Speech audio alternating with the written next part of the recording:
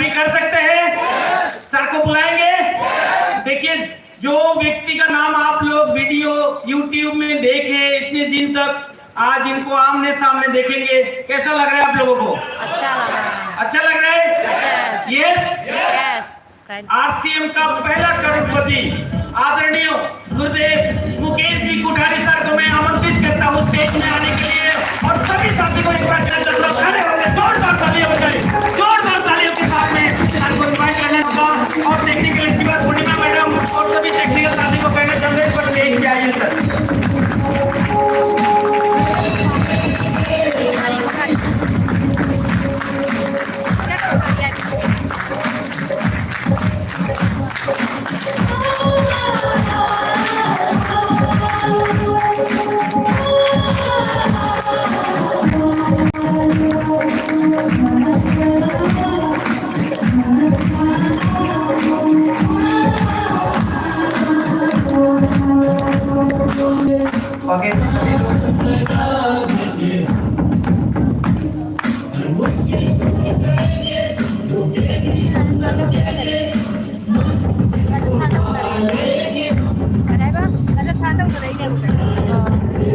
राजस्थान हो रहेगा मैं राजस्थान से बड़ा चाहिए मैं मोबाइल नंबर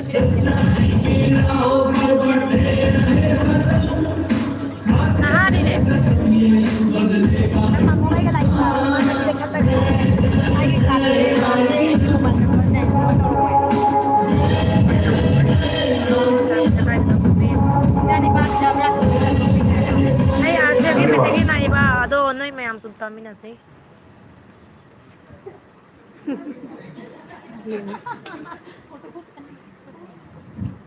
मोबाइल बंद कर दो भाई, बैठ जाओ। मेरी अपलाइन कहती है कि जिस काम को तुम बार बार करते हो उसमें परफेक्ट हो जाते हो। Practice make a man perfect. अभ्यास आदमी को परिपूर्ण बना देता है। करत करत अभ्यास जड़ीमत होते सुजाता।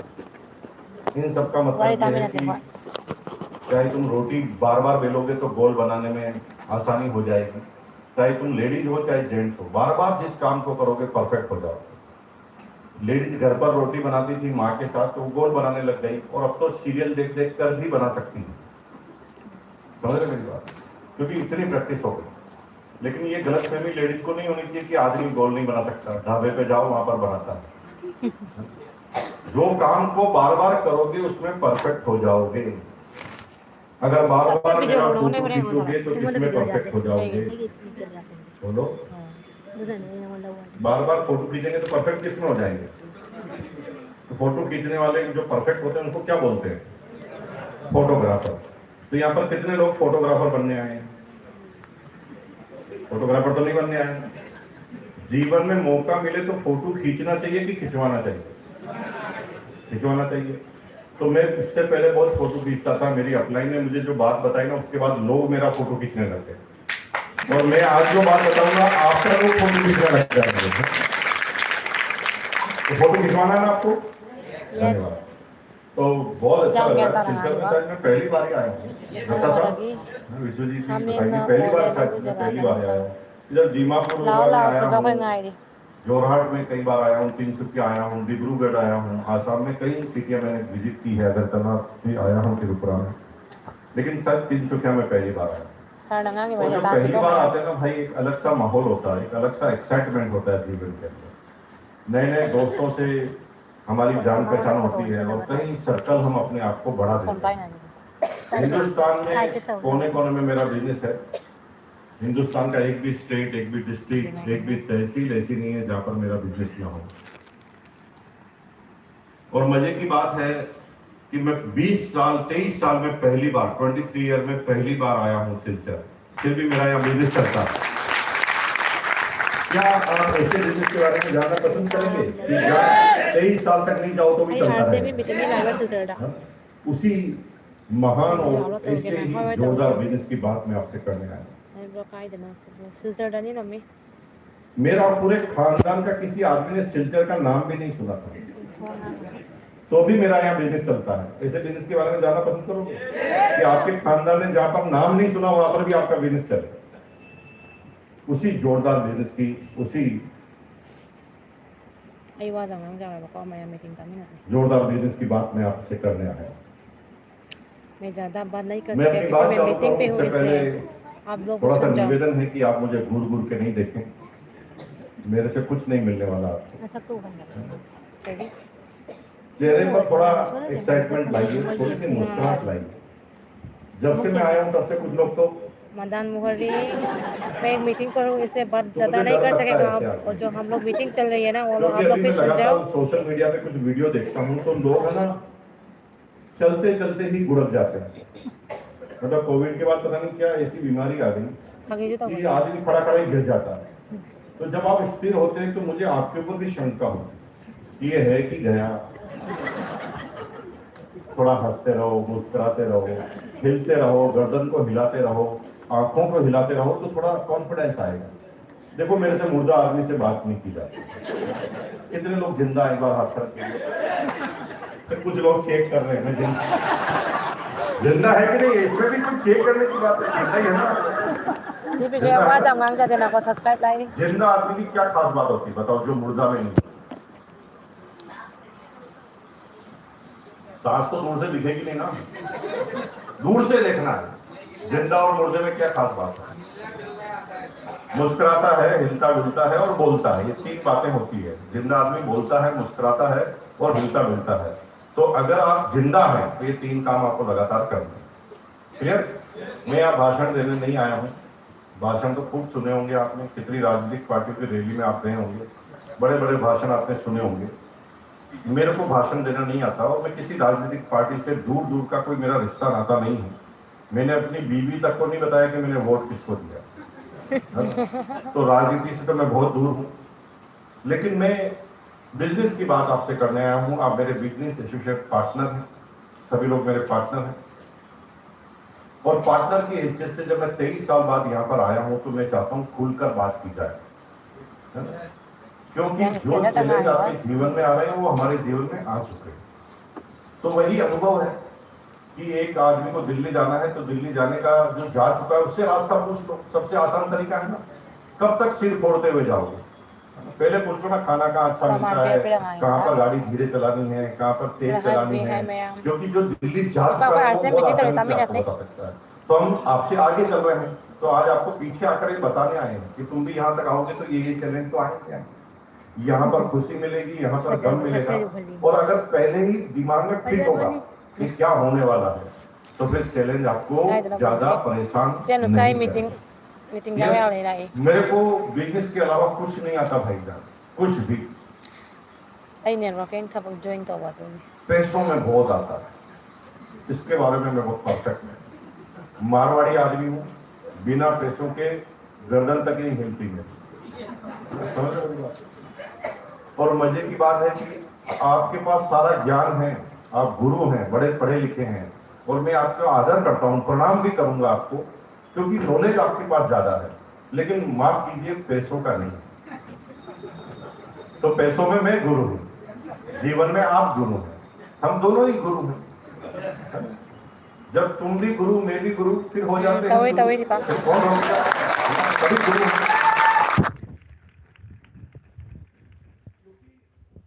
पढ़ने के लिए ना पढ़ा लिखा होना जरूरी नहीं है, पढ़ते लिखते रहना जरूरी है। राइट। अगर आप सीखते रहेंगे तो आगे बढ़ते रहेंगे, और सीखना बंद तो जीतना बंद। Perfection is paralysis. अगर आप सोचते हैं कि परफेक्ट है तो लकवा लग गया। सभी से सीखना है। सीखने के लिए किसी एक व्यक्ति को गुरु बनाना जरूरी नहीं है। जो भी गुरु घंटा है ना, वो हमेशा एक ही बात कहते हैं कि मुझे गुरु बना दो, और बड़े बड़े पंडाल में भाषण देते हैं और लोगों को अपना चेला बनाते हैं। सीखने के लिए जरूरी नहीं कि किसी का चेला बना जाए। सीखने के लिए जरूरी है कि सामने वाले से जो सीखना है ना, उसका फिल्टर हमारे दिमाग में होना चाहिए कि क्या इससे लेना है और क्या नहीं लेना। मेरी अपलाइन कहती है कि सीखना चाहो तो नाली में पड़ा हुआ शराबी भी सिखा देता है कि इतनी नहीं पीनी चाहिए। राइट। शराबी भी सिखाता है, तो हम शराबी को भी सैल्यूट करते हैं कि भाई तूने भी मुझे सिखाई दिया।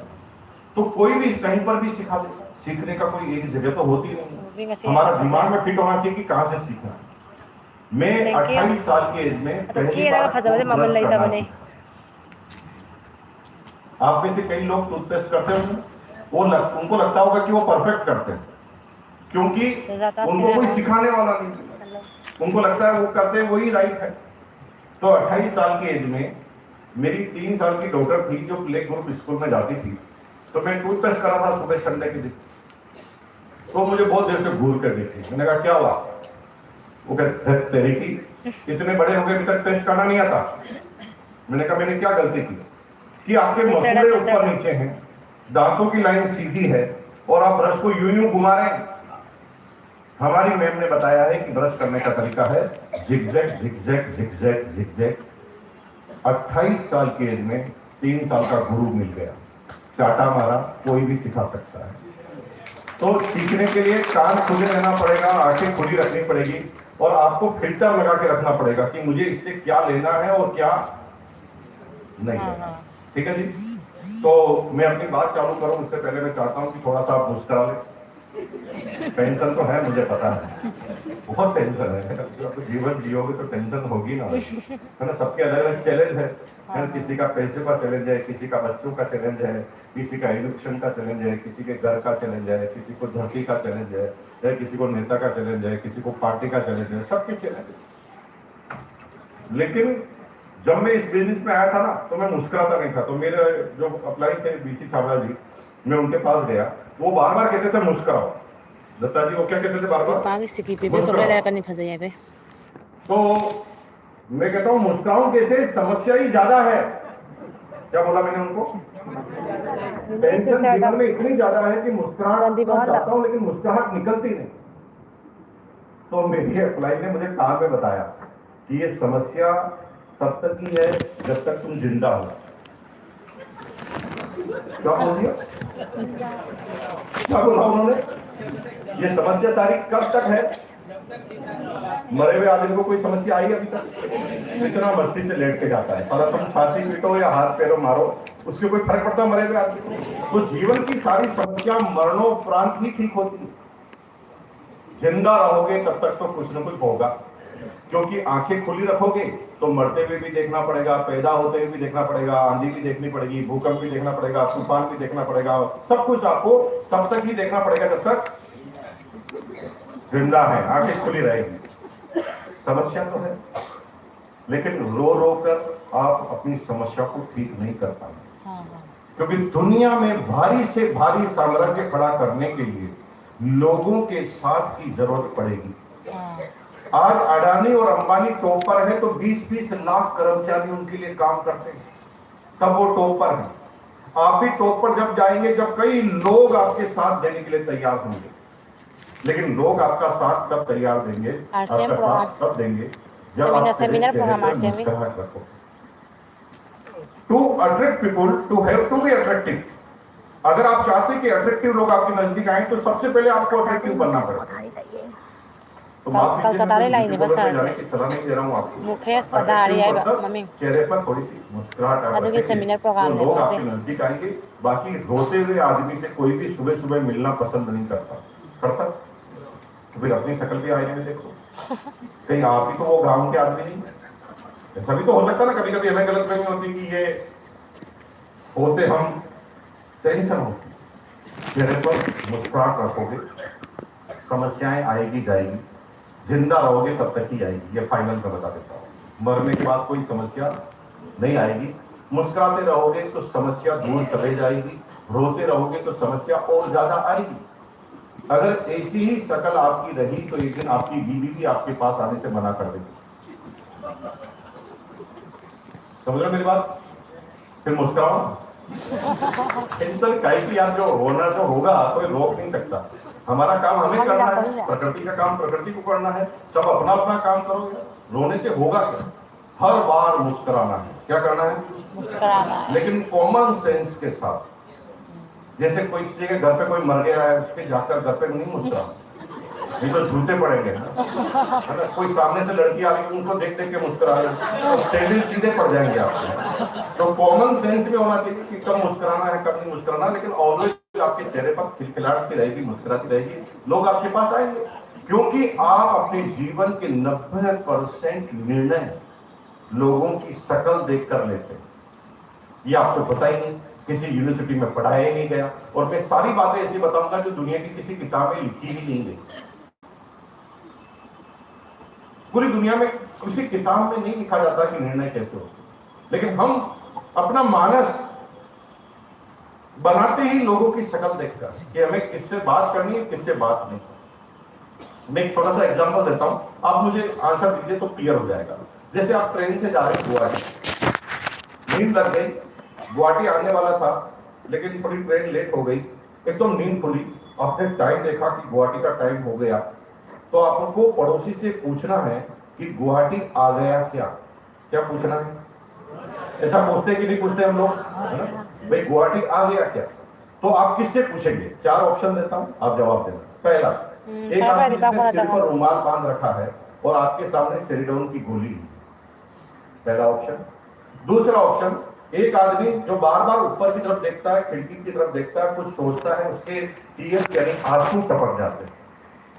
तीसरा आदमी जो अभी अभी फोन पर किसी से झगड़ा करके गाली गलौज कर चुका है। और चौथा आदमी जो सबकी तरफ देख रहा है, मुस्कुरा रहा है, सबकी हेल्प कर रहा है, सामान जमाने में भी हेल्प कर रहा है। आप किससे पूछेंगे? ये दुनिया की किस किताब में पढ़ाया गया? ऑटो सेंस है नहीं कि हम शक्ल देखकर यार ये ठीक है, बात करने लायक है, हम बात कर लेते हैं। तो हमारी शक्ल क्या बात करने लायक है? चेक करो। अरे कुछ लोग कहते मेरी डाउनलाइन नहीं बढ़ रही, अरे शक्ल ही बात करने लायक नहीं, पूरे दिन और बात करेगा तेरे से? बड़ा मुस्कुरा यार, तो लोग तुम्हारे से खिलखिलाते, हर आदमी आएगा तुम्हारे से पूछेगा एड्रेस, और एड्रेस से तुम्हारी डाउनलाइन में मुस्कुराओगे होगे तो काम और जीवन बहुत आसान हो जाएगा। रोते रहोगे तो पड़ोसी भी आसान बनेगा। धन्यवाद। मेरा नाम मुकेश कोठारी है। क्यों बोल रहा हूं अभी बताया गया, अभी विश्वजीत जी ने बता दिया फिर मैंने क्यों बोला। क्योंकि मेरा नाम मैं जब भी लेता हूं खूब चार्ज होता हूं। जब तक लोगों से चार्ज हो जाओगे प्रोग्रेस नहीं होगी, जब खुद से खुद चार्ज हो जाओगे प्रोग्रेस हो जाएगी आपकी, है ना। मेरा नाम मुकेश कोठारी, मुझे गर्व से रखता हूं, मेरा नाम मुकेश कोठारी। क्या आपको ऐसा लगता है?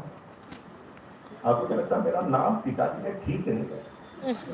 यहीं पर गड़बड़ हो, यहीं से तुम रोना चालू करते हो। तुम्हारा जो भी नाम है भाई परफेक्ट है, तुम्हारी जो भी शक्ल है एकदम परफेक्ट है।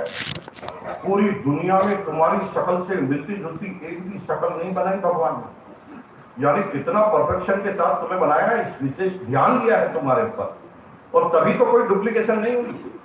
समझ रहे मेरी बात? तो ये गर्व का विषय है। अपने आप को मानिए कि हम परफेक्ट हैं, तो हम परफेक्ट लगने लग जाएंगे। जिस दिन हमें लगेगा कि हम ठीक नहीं है तो फिर हमें ऐसा महसूस होने लगेगा और हमारी शक्ल भी वैसे हो जाएगी। मुस्कुराओ, ये क्या कर रहे हैं? बात चालू करेंगे। थोड़ा सा टेंशन में मैं नहीं बात कर सकता। मैं बात बिजनेसमैन हूँ यार, बिजनेसमैन की हैसियत से बात करूंगा और बहुत मजेदार तरीके से बात करेंगे। मुकेश कोठारी मेरा नाम है, मैं भीलवाड़ा से आया हूँ। लगभग यहाँ से कभी सर बता रहे थे, कौन बता रहे थे?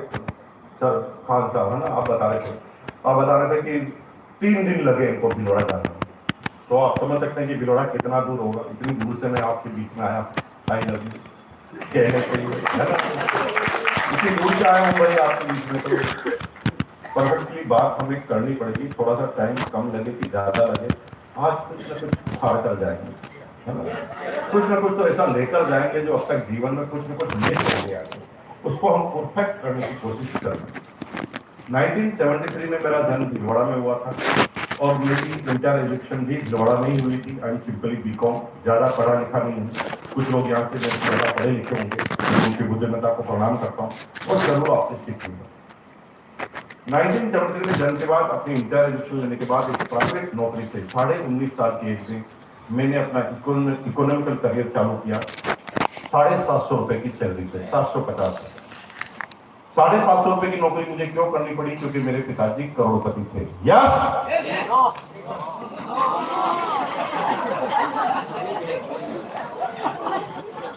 कुछ लोग ऐसे बैठे जैसे कोई सत्यनारायण की कथा है।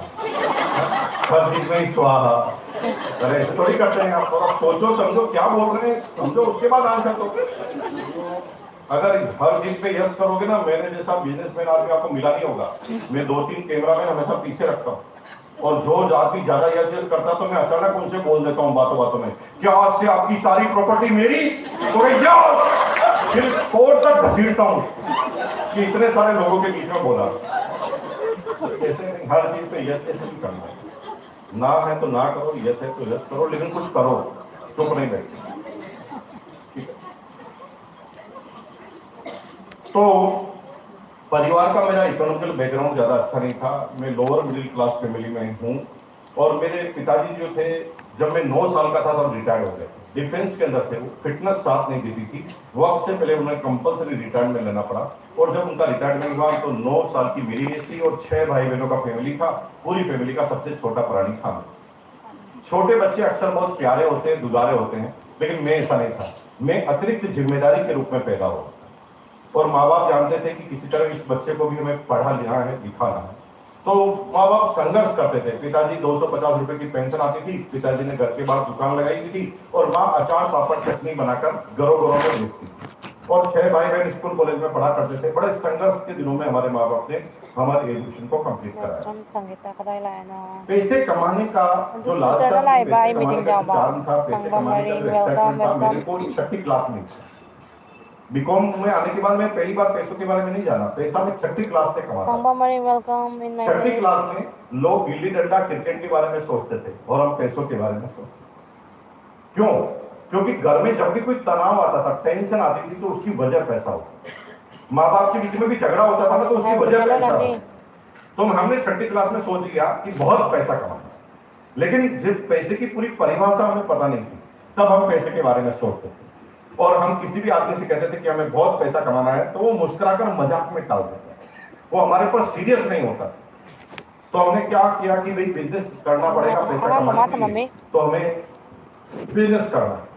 6ठी क्लास में तो हम किसी को कहते थे भाई हमें बिजनेस करना, तो वो मुस्कुराता था, वो हमारे पर सीरियस ही नहीं होता था कि हाँ बहुत अच्छा करेगा, कोई हेल्प नहीं करता।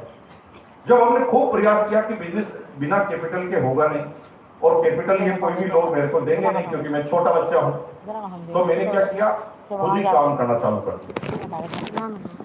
जब तक आप निर्भर हैं कि आपकी अपलाइन आकर तुम्हें कामयाब करेगी, तब तक कभी कामयाब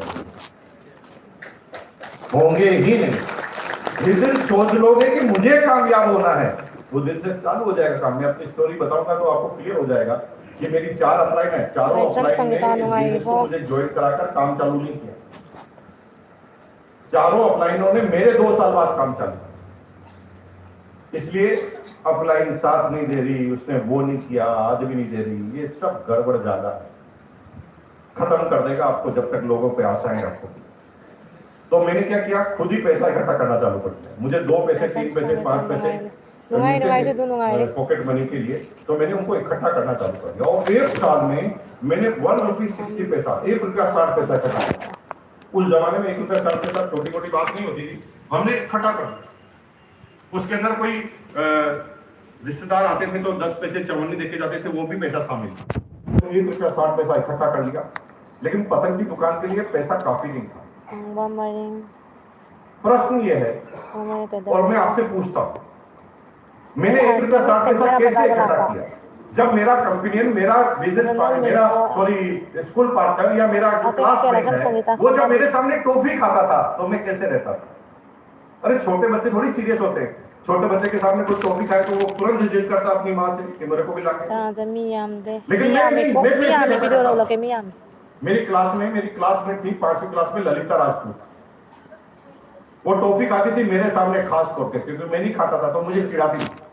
वो अपने ज्योमेट्री बॉक्स में हमेशा एक लॉलीपॉप रखती थी। मैं जो ही उसके सामने जाता था, वो ज्योमेट्री बॉक्स खोलती, लॉलीपॉप का रेपर निकालती, मेरे सामने चाटती और रेपर लगा के वापस अंदर रख देती। 1 महीने तक एक ही टॉफी को मेरे सामने। मुझे बहुत गुस्सा आता था खान साहब, बहुत गुस्सा आता। मैंने कहा एक दिन मैं भी एक टॉफी लाऊंगा और इसको चिढ़ाऊंगा। लेकिन जो ही मैं टारगेट को याद करता था, टॉफी साइड में हो जाती। सीखने का पॉइंट नंबर 2, जीवन में टारगेट रहेंगे तो भटकोगे नहीं। जीवन में क्या बोले? टारगेट रहेंगे तो झटको। Nipis juga din. अभी जब मैं कौन से गांव से आ रही है अपन, अभी कहाँ से आए ट्रेन उतर? Ingon na बिहार से sila आए। sang birak pa. बिहार से Itinaw जब आए mayam थे po रोड yang के काम चल si रहे कहीं ano. से। Ingon na nung sinna. एक Lagi JCB sang machine. itinaw mayam sing kanek lang ito. Road पर गड्ढा खोद रही। क्या खोद रही? गड्ढा खोद रही। 50 आदमी गड्ढे को खुदते हुए देख रहे। जो ही जेसीबी मशीन नीचे जाती वो पूरी गर्दन को नीचे ले जाती, फिर ऊपर जाती वो ऊपर, और 50 आदमी ऐसा कर। पता है क्योंकि वो घर से निकले थे तो कोई टारगेट ही नहीं था, तो जेसीबी मशीन ने टारगेट बना दिया। सारे लोग नहीं रुक रहे थे, जिनको सेमिनार में जाना था वो सीधे जा रहे थे, जिनको ऑफिस में जाना था सीधे जा रहे थे, जिनको डॉक्टर के पास जाना था वो सीधे जा रहे थे, लेकिन जिनका कोई टारगेट नहीं था वो सब लोग जिंदगी खत्म हो जाएगी अगर टारगेट नहीं था। टारगेट होने से ही जीवन में स्पीड आती है, हमारे शरीर में जान आती है।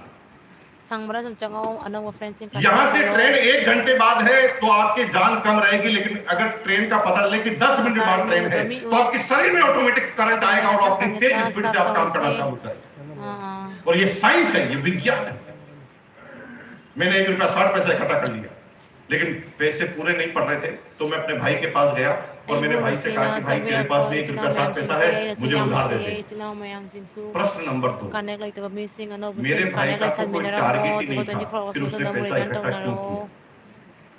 सीखने का पॉइंट नंबर 3, संगत का जीवन में असर होता है। क्या बोला मैंने? जो कंपनी होती है उसका असर आपकी जिंदगी पे होता है। अगर आपकी पड़ोसन खाना बनाने में होशियार है तो आपका इंटरेस्ट उसमें डेवलप हो जाता है। अगर आपका पड़ोसी गलत काम करता है और आप उसके साथ रहते हैं तो ये चीजें गुण आपके अंदर ऑटोमेटिक आ जाते हैं। Yes, right. मेरे भाई ने क्यों पैसे इकट्ठे किए पता है?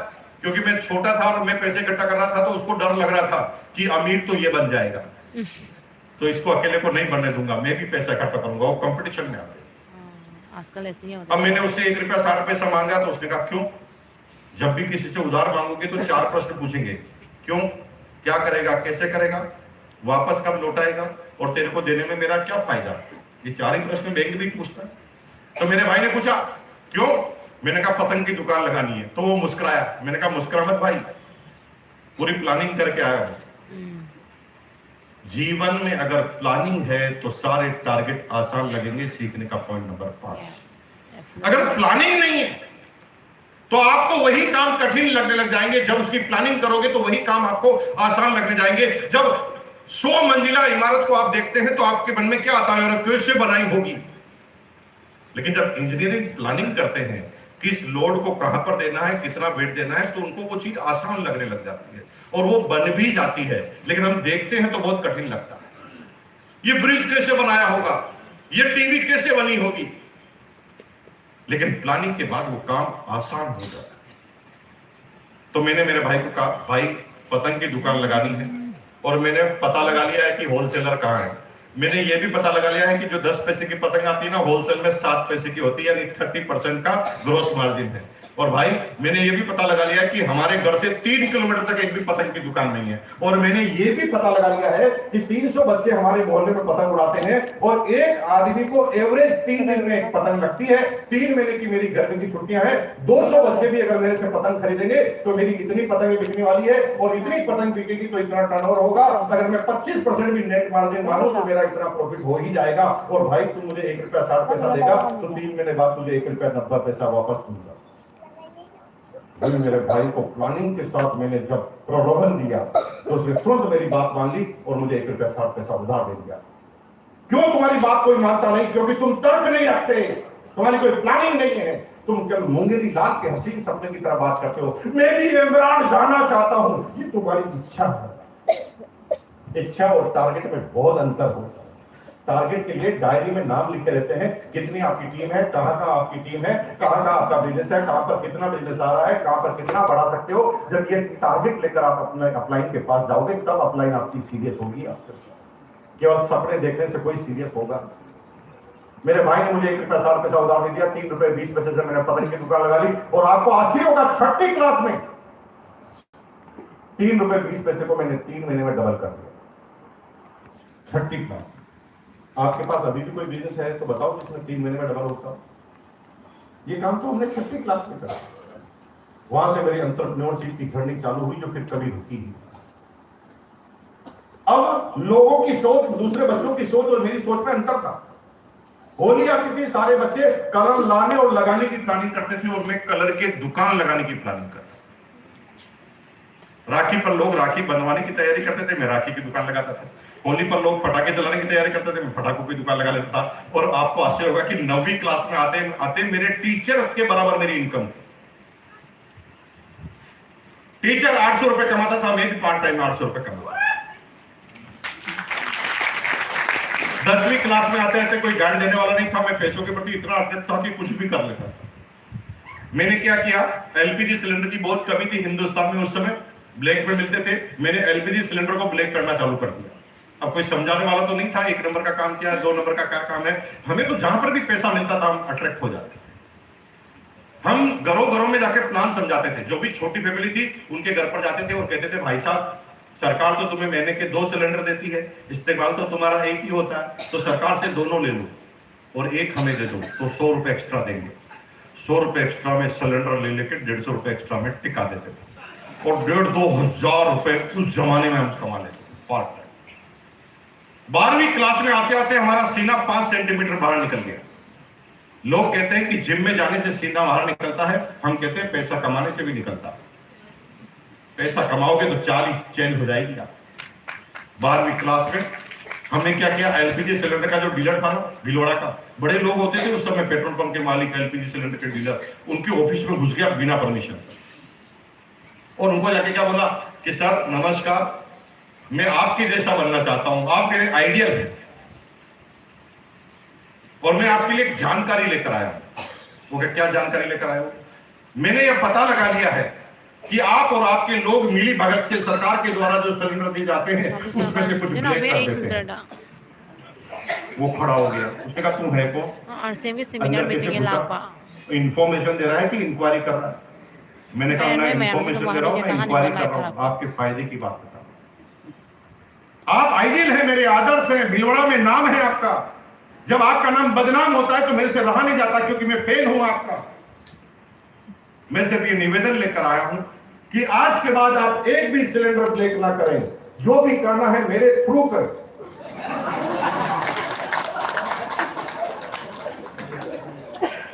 मालिक को बात इतनी जोरदार समझ में आई कि उसने तुरंत मैनेजर को बुलाया और मैनेजर को बोला, गधे के बच्चे, उल्लू के पट्टे, मुझे एमएलए बनना है भिलवाड़ा का, एमएलए बनना है और अभी से मेरा नाम बदनाम कर रहा है। मैंने ही तुझे कहा ब्लैक करना है, लेकिन चुप चुप के करना था भाई। अगर तू ऐसे एक साथ ब्लैक करेगा तो मेरा नाम बदनाम होगा, मैं एमएलए कैसे बनूंगा, मेरी बदनामी हो जाएगी। आज के बाद मेरी इस पूरी कंपनी में एक भी सिलेंडर ब्लैक नहीं होगा। मुकेश कोठारी को पूरी कंपनी का ऑथोराइज ब्लैकमेलर बना दो और पूरे भिलवाड़ा की ब्लैकमेल की एजेंसी मेरे पास आ गई। अब किसी को भी सिलेंडर चाहिए तो मेरे पास ही मिलता था, किसी के पास मिलता ही नहीं। शादी ब्याह होते हैं तो आप 2-4 जगह खाना खाने जाते होंगे, पूरे भिलवाड़ा में एक भी शादी ऐसी नहीं थी जो हमारे बगैर हो जाए। लोग शादी फाइनल होते ही हमारे पास आते थे कार्ड लेकर और कहते थे सह परिवार आ जाना, साथ में 4 सिलेंडर भी लाओ।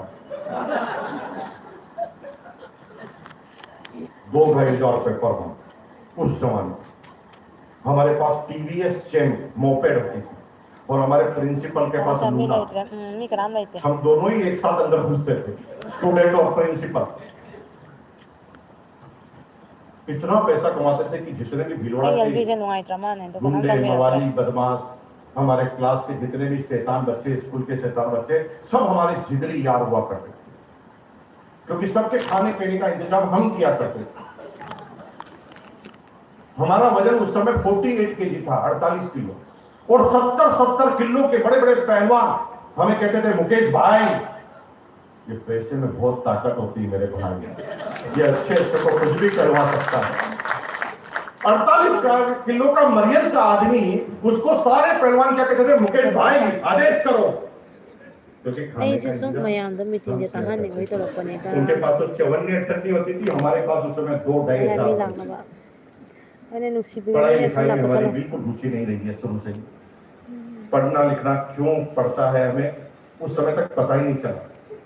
क्योंकि हम 2,500 कमाते थे, इतने सिलेंडर ब्रेक करते थे, कहीं पर भी टिक्नोमेट्री साइन थीटा कोस ꯑꯩꯒꯤ थीटा ꯑꯣꯏꯕ काम ही नहीं ꯌꯥꯗꯦꯅ है।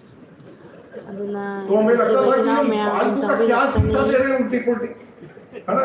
हम वैसे ही पैसा कमा रहे बिना साइन थीटा समझे। छोटे थे बच्चे, समझते नहीं थे, तो हम मानते थे कि यार ये गलत एजुकेशन, पढ़ाई लिखाई में रुचि नहीं थी क्योंकि पैसा हम वैसे ही कमा रहे।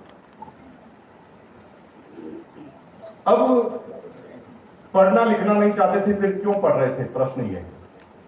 क्योंकि हमारे पिताजी बहुत स्ट्रिक्ट आदमी थे, वो डिफेंस वाले आदमी थे, डिसिप्लिन वाले आदमी थे, और उन्होंने हम सब बच्चों को एक दिन खड़ा करके बोल दिया कि मेरे खानदान में पैदा हुआ तो पढ़ना पड़ेगा, और मिनिमम बीकॉम यानी डिग्री तो तुम्हें लेनी पड़ेगी ग्रेजुएशन की। अगर फेल होगा ना तो बार बार पढ़ाऊंगा, चाहे तू बूढ़ा ही क्यों ना हो जाए। तो लोग पढ़ने के लिए पढ़ रहे थे, हम नहीं पढ़ने के लिए पढ़ रहे थे। दोनों के पढ़ने के टारगेट अलग अलग। हम चाहते थे कि किसी तरह पिंड छूट जाए और बीकॉम हो जाए।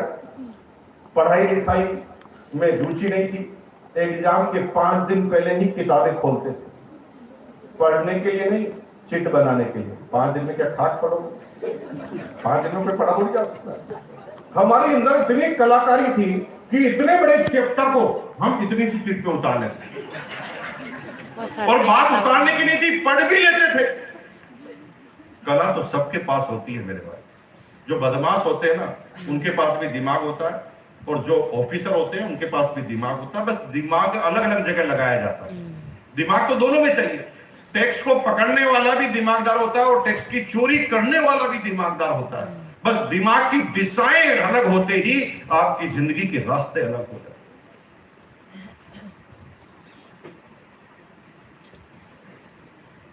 लेकिन कभी कभी हमें पता था, हम हमेशा प्लान बी तैयार रखते थे। हमें पता था कि कभी कभी एग्जामिनर बहुत टाइट आ जाएगा और वो हमें कॉपी करने ही नहीं देगा। क्या तुमने भी तुम्हारी जीवन का प्लान बी बनाया है? हमारे बुजुर्ग लोग भी कहते हैं कि भाई जितना कमाते हो उसका 10% बचत करो, क्योंकि प्लान बी में यही काम आएगा। लेकिन कोरोना तक हमने 1 भी रुपया नहीं बचाया, फिर कोरोना में हालत खराब हुई ना, क्योंकि प्लान बी नहीं था। हम प्लान बी उस जमाने में रखते थे। हमें पता था कि एग्जामिनर टाइट आएगा तो क्या करेंगे, तो हम क्या करते थे, क्लास के जितने भी होशियार बच्चे थे उनकी लिस्ट बनाते थे। लिस्ट बनाकर उन पहलवानों के साथ उनके घर पर जाते थे और कहते थे कोऑपरेट करना पड़ेगा मेरे भाई, या तो जूते खाकर कोऑपरेट करो या पैसे लेकर कोऑपरेट करो, एग्जाम में तुम्हें कॉपी करवाना ही पड़ेगा। बेचारे सब डर जाते थे और हमें फुल कोऑपरेट करते थे। लेकिन हम इतने होशियार थे कि जिससे हम कॉपी करते थे उसके हमेशा 90 नंबर आते थे, हमारे हमेशा 95।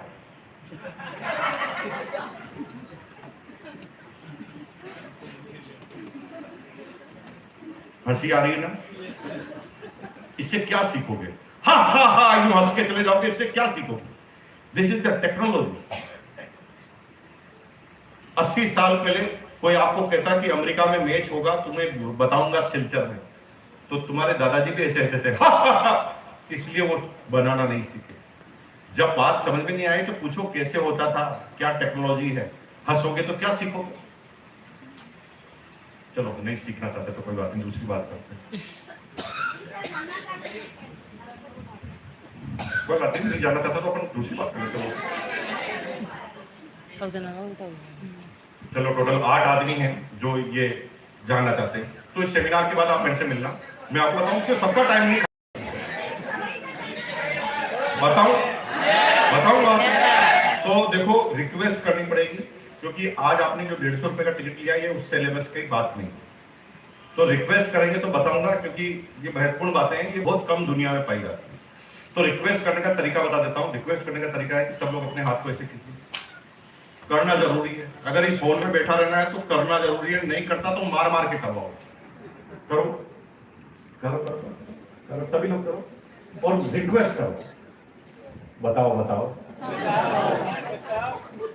एक तो गर्दन नहीं हिलाता, जब गर्दन नहीं हिलाते तो क्या फील आता पता है? अल्लाह के नाम पे दे दे बाबा।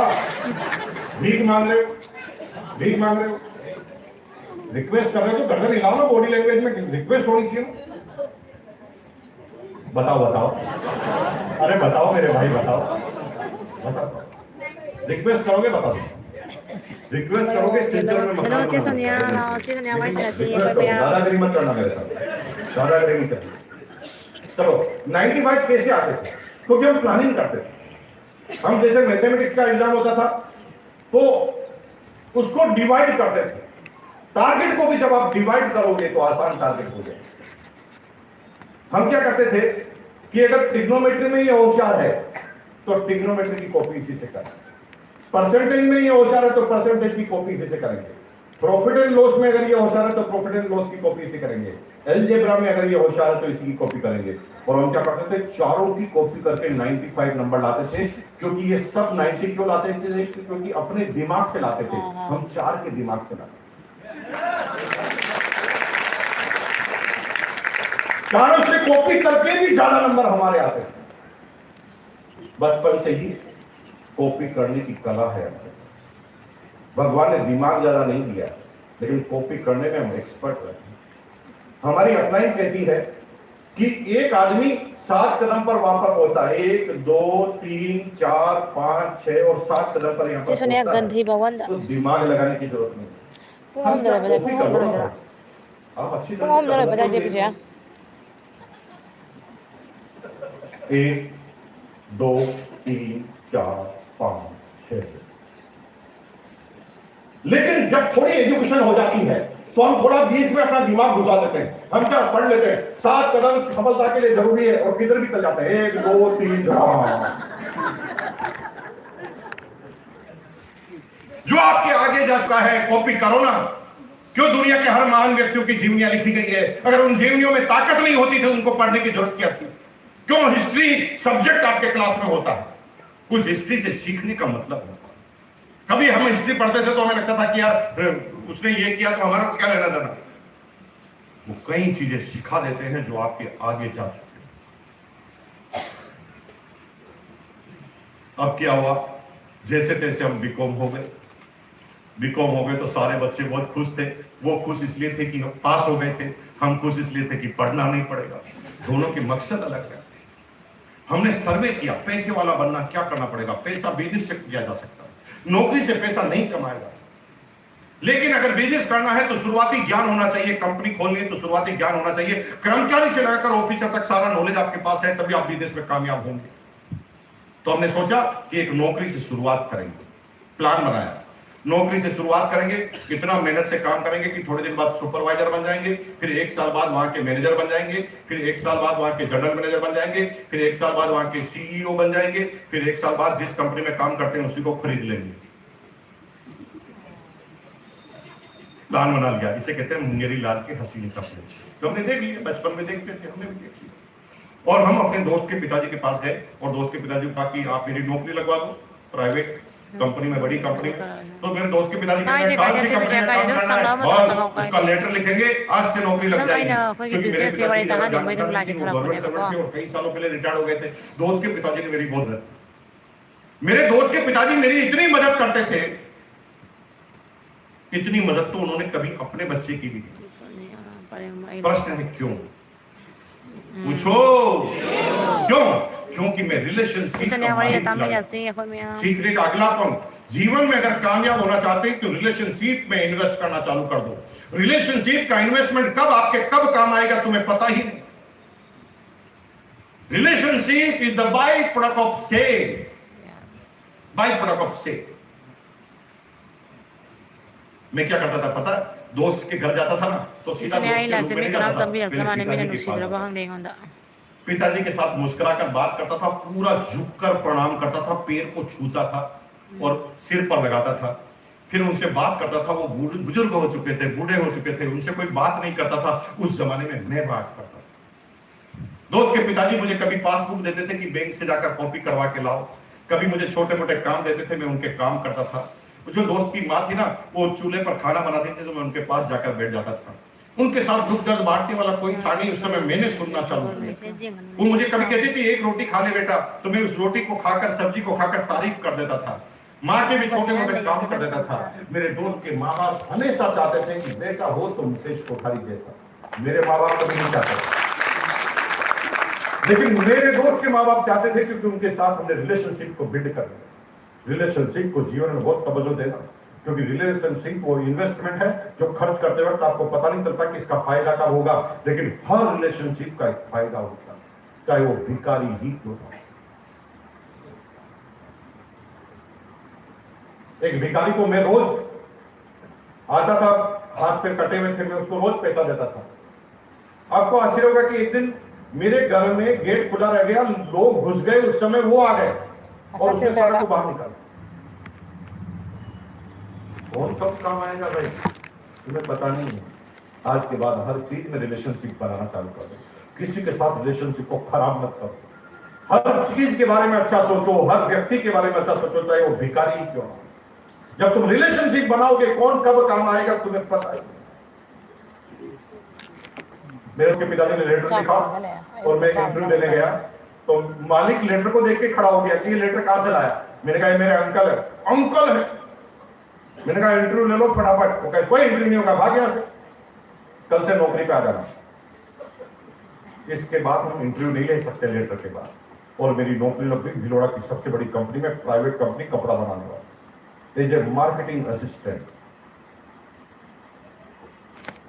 इतनी मेहनत से काम की क्योंकि मुझे थोड़े दिन में सुपरवाइजर बनना था। इतनी मेहनत से काम की, इतनी ज्यादा मेहनत करता था कि एक महीने बाद सैलरी का टर्न आया, तो मेरे बॉस ने मुझे केबिन में बुलाया और कहा, कंधे पे हाथ रखे, शाबाश, वेरी गुड, बहुत आगे जाएगा, बहुत मेहनती लड़का है। जितने भी बीकॉम आते हैं फ्रेशर, हम उसको 700 रुपए सैलरी देते हैं, तुझे 750 देंगे। मैं 2,500-3 हजार रुपए पार्ट टाइम ही कमा लेता था उस जमाने में, और ये मुझे 12 घंटे की कितने ऑफर कर रहा है। मुझे बहुत हंसी आई, ये टैलेंट को समझता ही नहीं, इतने बड़े पद पर आकर बैठ गया। मैं तुझे क्या 750 रुपए का लगता हूं? लेकिन मैं उसके मुंह पर बोल नहीं सकता था क्योंकि वो दोस्त के पिताजी को जानता था। लेकिन बाहर जाते ही मैं तेज मुस्कुराया और मैंने गाना गुनगुनाया, तेरी दुनिया में ना रखेंगे कदम आज के बाद, और मैंने कसम खा ली कि मैं नौकरी करूंगा। लेकिन जब रास्ते में आ रहा था तो सोच रहा था कि पिताजी को कैसे समझाएंगे, क्योंकि पिताजी डिसिप्लिन के गुरु थे और ऊपर से क्रिकेट और फुटबॉल के शौकीन, इतने ज्यादा शौकीन थे कि हम 10 फीट दूर रहकर बात करते थे। कब किक लग जाए, कब स्क्वायर कट पड़ जाए, पता ही नहीं चलता, कितना ज्यादा डर लगता था। डर ज्यादा इसलिए भी था क्योंकि पिताजी 2 दिन पहले ही देसी घी के लड्डू पड़ोस में बांट कर आए थे कि मेरे बेटे की नौकरी लग गई। 28 दिन तक तो उन्होंने इंतजार किया कि कब छोड़ देगा, लेकिन जब 28 दिन तक लगातार किया तो उनको वास्तव में कंफर्म हो गया कि नौकरी पक्की हो गई। और वो 2 किलो देसी घी के लड्डू बांट के आए थे। लड्डू जब बांट के आए थे, उसके अगले दिन हमने निर्णय लिया कि हम नौकरी नहीं करेंगे। तो हमें डर लग रहा था और ज्यादा कि पिताजी के पास जाएंगे कैसे, पिताजी माने नहीं रही। सोच रहे थे क्या करें, तभी दिमाग में आइडिया आया, माँ के आगे पिताजी की चलती ही। अगर माँ को पटा लिया तो अपना काम हो जाए। तो मैं तैयारी करती रहता था बच्चा साहब, हमेशा हर काम में बिना तैयारी के तो मैं करता नहीं था। तो सबसे पहले मैंने अपने बाल बिखेरे ताकि लगे कि मैं परेशान हूँ, फिर पानी लेके आंखों पे मारा ताकि लगे कि आंसू आ रहे हैं, फिर मैं कांच के सामने अलग अलग शक्ल बिगाड़ कर देखा कि कौन सा पोज ठीक लगेगा। सारी चीज मैंने क्लियर की और पूरी तैयारी के साथ माँ के पास गया और माँ के साथ जाके बोला, माँ बहुत परेशान हूँ माँ। क्या हुआ? माँ मेरा बोझ है ना माँ, मुझे 750 रुपए का समझता है माँ, क्या मैं तुझे 750 रुपए का लगता हूँ? तो माँ ने कहा नीचे पे मेरे सिर पर हाथ रख के कहा, कौन कहता है कि तू 750 का है, तू करोड़ों का है। क्या करोड़ों का है। पूरी जीवन में माँ एक ऐसी करती है ना भाई, जो हमेशा अपने बच्चों को ओवर एस्टिमेट करती है। इस पृथ्वी पर कहीं पर भी जाओगे, हर जगह अंडर एस्टिमेट किए जाओगे, लेकिन माँ हमेशा ओवर एस्टिमेट करेगी, अंडर एस्टिमेट नहीं करेगी। पिताजी भी बोलेंगे साला तू ये नहीं कर सकता, दोस्त भी बोलेगा तेरे से ये नहीं होगा, पड़ोसी भी बोलेगा तू ये नहीं कर सकता, लेकिन माँ क्या बोलती है? मुझे कंफर्म है तू कर ले। ये माँ के अंदर ही ताकत होती है। माँ जब बच्चे के एग्जाम में नंबर कम आते हैं ना, तो माँ क्या कहती है? एग्जामिनर में ही दिमाग नहीं है साल, सीधा ही बोल देती है, ये एग्जामिनर ही पागल होगा। जब पड़ोसन आती ना कि आपके बेटे ने मेरे बेटे का सिर फोड़ दिया पत्थर से, तो माँ क्या बोलती है, मेरा बेटा शक कर ही नहीं सकता। अरे पूछ तो ले मेरी अम्मा, पूछा ही नहीं, उससे पहले बोल दिया। ये कॉन्फिडेंस केवल माँ के अंदर पाया जाता है, पृथ्वी पर किसी के अंदर होता है।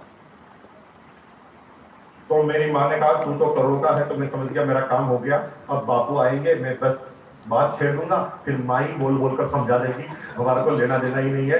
तो मैंने पीछे घूम के देखा कि पिताजी आ रहे कि नहीं आ रहे। पीछे घूम के देखा तो पिताजी तो पीछे ही खड़े थे, पूरी प्लानिंग ही फेल हो गई। मेरे पिताजी ने कहा अच्छा माँ बेटे मिलकर नौकरी छोड़ने की प्लानिंग कर रहे हो, छोड़ने नहीं दूंगा, अभी 2 किलो लड्डू बांट के आए। अब उनके 2 किलो लड्डू की वजह से मैंने नौकरी छोड़ पा।